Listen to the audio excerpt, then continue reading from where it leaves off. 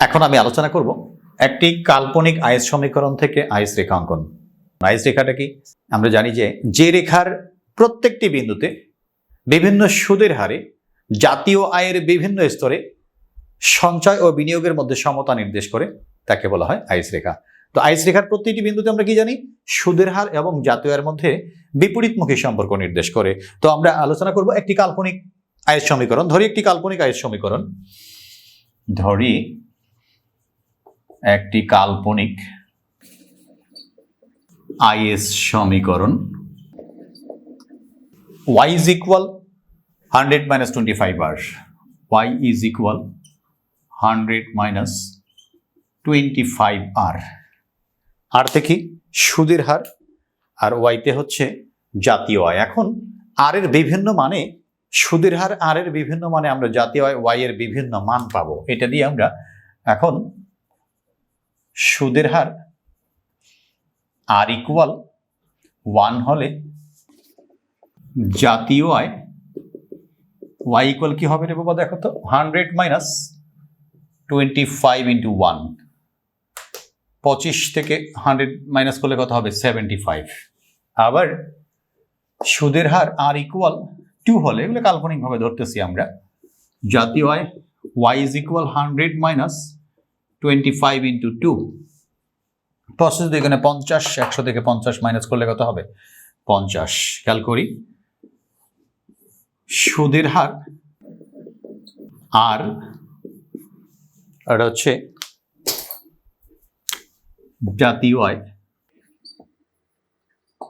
Y, এটা হচ্ছে is সূচি বলতে পারি আমরা, আইএস সূচি। তো দেখো, সুদের হার যখন 1 টাকা তখন জাতীয় আয় কত? 75 টাকা মনে করো। সুদের হার যখন 1 তখন জাতীয় আয় হচ্ছে 75। সুদের হার যখন 2 তখন জাতীয় আয় হচ্ছে 50। এখন এই সূচি সাপেক্ষে আমরা আইস রেখা অঙ্কন করব। ভূমি অক্ষে জাতীয় আয় এবং লম্ব অক্ষে সুদের হার। আর মনে করো সুদের হার এটা 1, এটা হচ্ছে 2, 1 2। আর জাতীয় আয় কত কত আছে দেখো? জাতীয় আয় 50 75, দেখো 25 50 75 100, 25 50 75 100। সুদের হার যখন 1 তখন জাতীয় আয় কত? 75। খেয়াল করো, সুদের হার যখন 1 তখন জাতীয় হচ্ছে 75। মনে করো যা চিত্রের বি বিন্দু দ্বারা নির্দেশিত। কি বিন্দু? বি বিন্দু। আবার সুদের হার বেড়ে যখন 2 টাকা হয়, 1 টাকা থেকে 2 টাকা হয়, তখন জাতীয় আয় কত? 50 টাকা। সুদের হার যখন 2 তখন জাতীয় আয় হচ্ছে 50, যা এ বিন্দু দ্বারা নির্দেশিত। চিত্রের এই সুদের হার ও জাতীয় আয়ের মধ্যে সম্পর্ক নির্দেশক দুইটা বিন্দু বা বিপরীতমুখী সম্পর্ক নির্দেশক দুইটা বিন্দু এ ও বি সংযোগ করে প্রাপ্ত রেখাটাই হচ্ছে কি রেখা? আইএস রেখা। এই রেখাটাই হচ্ছে আইএস রেখা, একেবারে স্ট্রেট লাইন হবে। এটি হচ্ছে আইএস রেখা, যা বাম থেকে ডান দিকে নিম্নগামী ও সরলাকৃতির। খেয়াল করো, বাম দিক থেকে ডান দিকে কি? নিম্নগামী এবং স্ট্রেট লাইন, এরকম বাঁকা না, বক্রাকৃতির না। কারণ এখানে স্বাধীন চলকে আর এর পাওয়ার নাই মানে কত আছে? 1, সর্বোচ্চ ঘাত 1-এর সমান, এবং ঢাল ঋণাত্মক মানে কি? রেখাটা হবে নিম্নগামী। আর পাওয়ার নাই মানে কত? 1, একমাত্রিক। যে অপেক্ষকে স্বাধীন চলকের সর্বোচ্চ ঘাত 1-এর সমান, সেটা হলো একমাত্রিক বা সরল রৈখিক সমীকরণ বা অপেক্ষক। আর সরল রৈখিক বা একমাত্রিকের ক্ষেত্রে বা লিনিয়ার ফাংশনের ক্ষেত্রে রেখাটা কেমন হয়? স্ট্রেট লাইন হয়, সোজা রেখা হয়। ঢাল ঋণাত্মকের কারণে নিম্নগামী, আর পাওয়ার স্বাধীন চলকের সর্বোচ্চ ঘাত কত? 1। এই কারণে রেখাটা কি হবে? সরলাকৃতির বা সোজা আকৃতির, স্ট্রেট লাইন। এটা হচ্ছে আমাদের আইস রেখা, যা বাম থেকে ডান দিকে নিম্নগামী এবং সরলাকৃতির।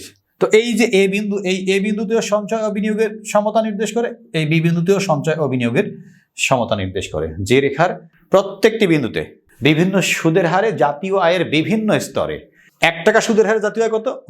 75 টাকা, এটা একটা স্তর। 2 টাকা সুদের হারে জাতীয় আয় কত? 50 টাকা, এটা একটা স্তর।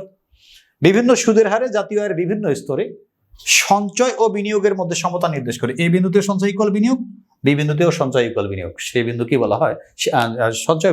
যে রেখার প্রত্যেকটা বিন্দুতে বিভিন্ন সুদের হারে জাতীয় আয়ের বিভিন্ন স্তরে সঞ্চয় ও বিনিয়োগের সমতা নির্দেশ করে, ওই রেখাটাকে বলা হয় আইস রেখা। যেহেতু সঞ্চয় ও বিনিয়োগের মধ্যে সমতা নির্দেশ করে, আর সঞ্চয় ও বিনিয়োগ যেহেতু সরাসরি দ্রব্য বাজার বা পণ্য বাজারের সাথে সম্পর্কিত, এই কারণেই আইস রেখা প্রত্যেকটি বিন্দুকে পণ্য বাজারে ভারসাম্য বিন্দু বলা যায়। যেহেতু প্রতিটা বিন্দুতে সঞ্চয় ইকুয়াল বিনিয়োগ আইস রেখার, আর সঞ্চয় আর বিনিয়োগ যেহেতু দ্রব্য বাজারের সাথে সরাসরি সম্পর্কিত, এই কারণে আইস রেখার সকল বিন্দুতে দ্রব্য বাজার ভারসাম্য বা পণ্য বাজারের ভারসাম্য নির্দেশ করে আইস রেখার সকল বিন্দু। আশা করি তোমরা ক্লিয়ারলি বুঝেছো।